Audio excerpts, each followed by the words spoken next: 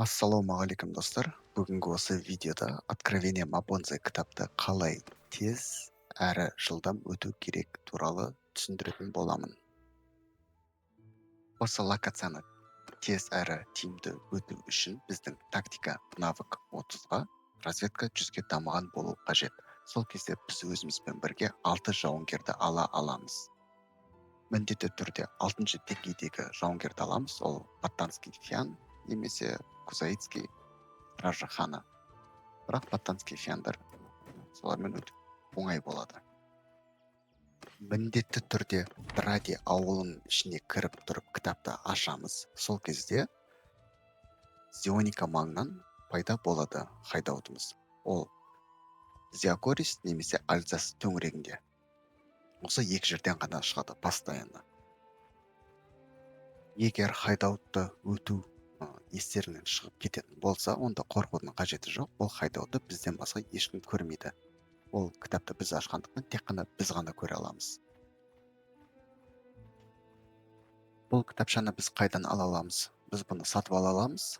Жаңағы Зионикадан бағасы 5.000-нан 20.000 теңге арасында сатылу бағасы бір кітапша үшін бір дана.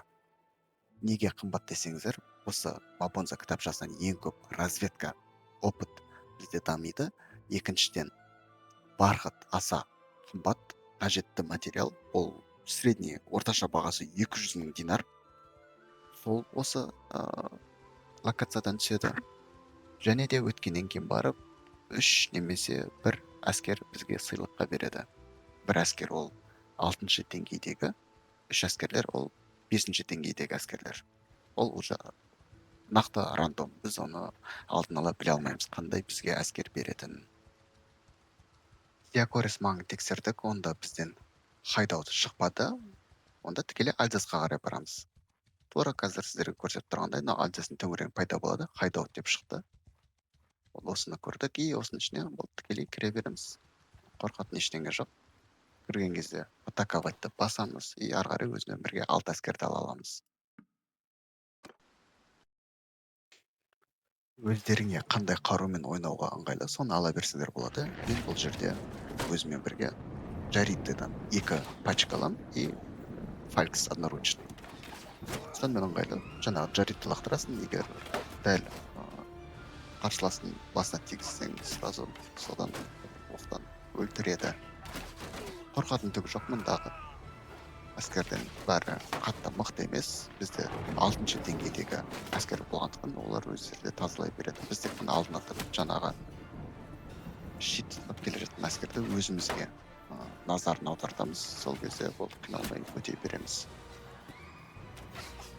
Осы хайдаутты бізді 12 қарсылас әскер қарсы алады.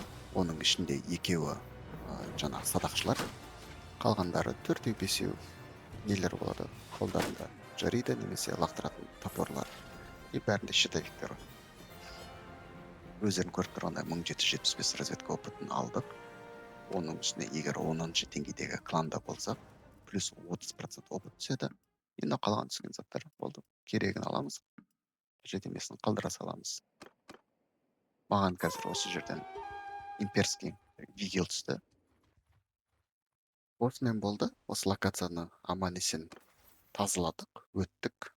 Енді ары қарай, егер бізде қасымызда қосымша кітапша болса, Откровение Мабонзе, ары қарай Дради ауылына барамыз, соның ішіне кіріп, тағы да кітапты ашамыз, оқимыз и дальше өте береміз. Қиын ештеңесі жоқ. Көрген назарларыңызға рахмет. Егер видео ұнаса, YouTube каналға өтеміз, сонда басқа да видеолар сізді асыға күтуде. Баннерлорд онлайн тематикасы бойынша.